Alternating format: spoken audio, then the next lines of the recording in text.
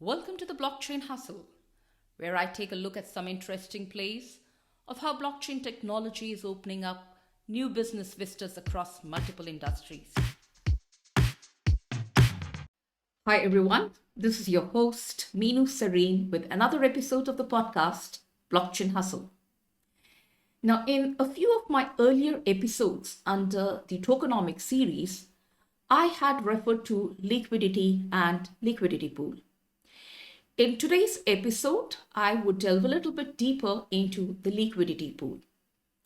As a quick recap as to what is a liquidity pool is basically a collection of funds and assets. So in its basic form, a single liquidity pool would have an equal value of a token pair. Which means that if I were to take an example, if we have an Ether DAI token pair in the pool, and if the price of Ether, one Ether is equal to $1,000, it would mean that the pool would have 1,000 DAI being a stable coin. For every one Ether, there would be 1,000 DAI. And in other words, for every 1,000 DAI, there would be one Ether. This equal value is very important. And the thing is that it reflects the global market price. If the price of Ether changes, let's say from $1,000 to something else, the quantity of Ether and DAI in the pool would also change. Because if it does not change, then it leaves the door open for arbitrage traders. Arbitrage is the process in which people, the traders, they would buy at one exchange and sell it at another exchange, and they would take the profits over the price difference across the different exchanges. And when they do that, the liquidity providers to that liquidity pool, they are going to have losses. So that is why the quantity of the token pair in your pool would change to reflect the global market price. So let me share how it changes. Let me share this through an example. Now, before I start on this example, I am citing one example from an article in the Medium, and it's written by the Juan SC. That article is titled as "We Need to Talk About Liquidity Pools in DeFi." And it's a very well written, very articulated, and very informed article, very informative. And I would highly recommend you to read it. I've picked up an example from the same article. Now, let's say you have a liquidity pool which has got two tokens, token A and token B. The quantity of token A is X and the quantity of token B is Y. And for this example, I am taking up an algorithm X into Y is equal to K, which is your constant. Now, if you recollect in one of my earlier episodes under the same series of tokenomics, that episode was titled Automated Market Makers, I had mentioned that the AMMs use an automated algorithmic approach to price the tokens.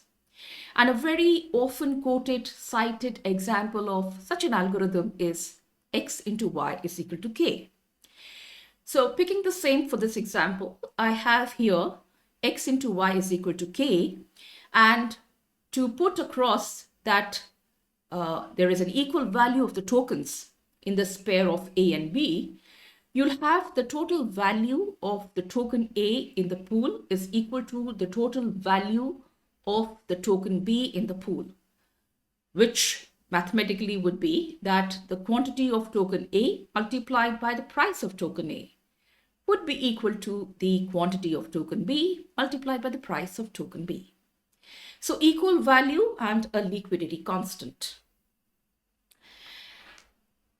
Now let's say the price of Ether, which was $1,000, it changes to $4,000. So what happens to the liquidity pool? Does it remain the same? That is, does it remain 10 Ether and 10,000 DAI? Or does the quantity of the Ether and DAI in the pool change to reflect the global market price? So as I earlier mentioned, if the pool does not change its contents, it would open the door for the arbitrage traders. So here in this particular pool, if it doesn't change, the traders, the arbitrage guys would come, they would pick up ether from here because it's cheaper, and they would put in more DAI, pile in more DAI into the pool, and they would sell it at the other exchanges where the ether reflects a global price. So what happens is that in this process, the liquidity providers of this particular pool will face a loss. So to reflect this global market price of ether as $4,000 now, the pool would change the quantities of ether and DAI that it holds. And what would be the new quantity? Well, that again, we have to get back to our mathematics. And if you use the two equations of the liquidity constant and the equal value, you do the maths, you would figure it out that the new pool would have 5 ethers and 20,000 DAI. Then this pool reflects the new market price of ether, which is $4,000. So you see, that is how the liquidity pool operates. Now, when we are talking about the liquidity pools, there are a couple of things that I would like to mention as the risks of the liquidity pool. One of them, of course, is your volatility losses, because the crypto tokens, they are very volatile.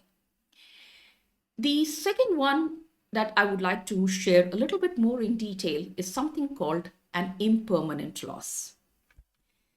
So what is this impermanent loss? And I revert back to that example, which is cited in that Medium article.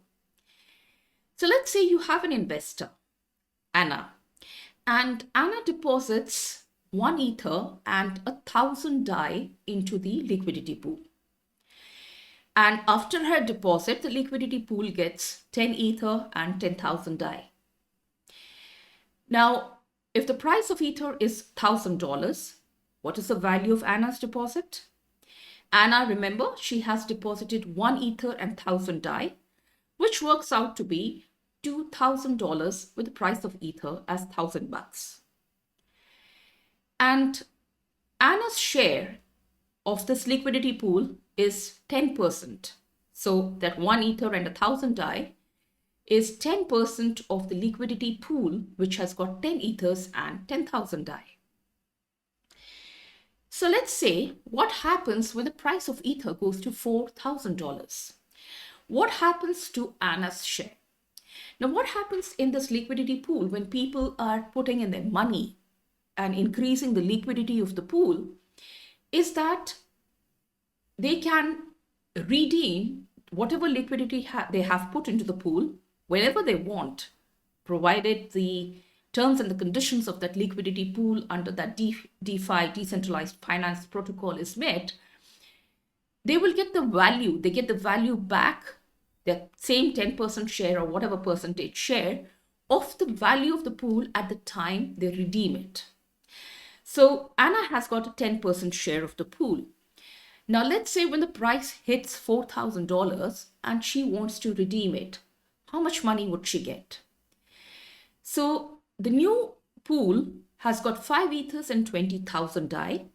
So Anna's 10% share of that, which is now 0.5 ether and an ether of $4,000 and 2,000 DAI, total is equal to $4,000.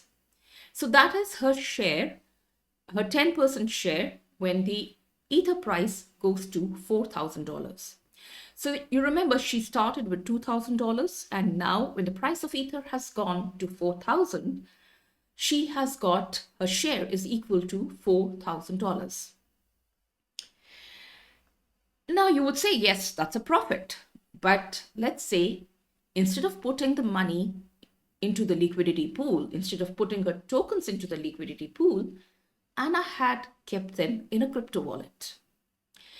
So if she had kept her tokens in the crypto wallet, what would be the price of her share?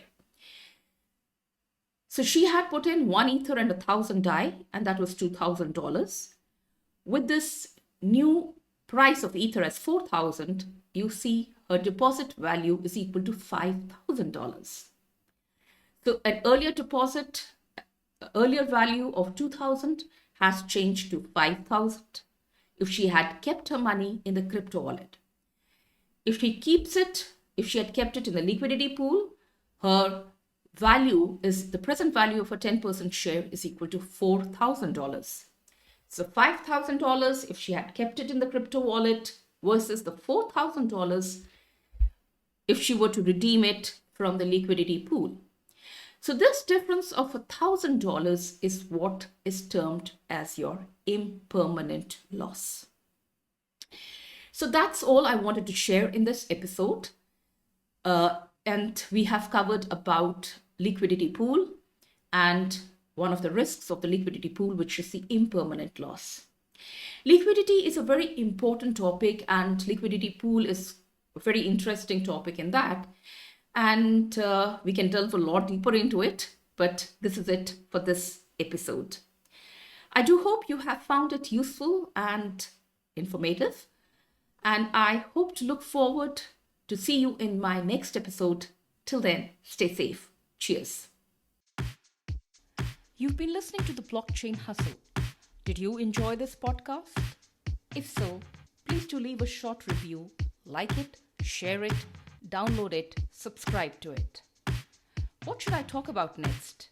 Please do let me know your suggestions by writing to me at meenu@vlsiconsultancy.com or through any of the other contact channels as shared in the episode notes.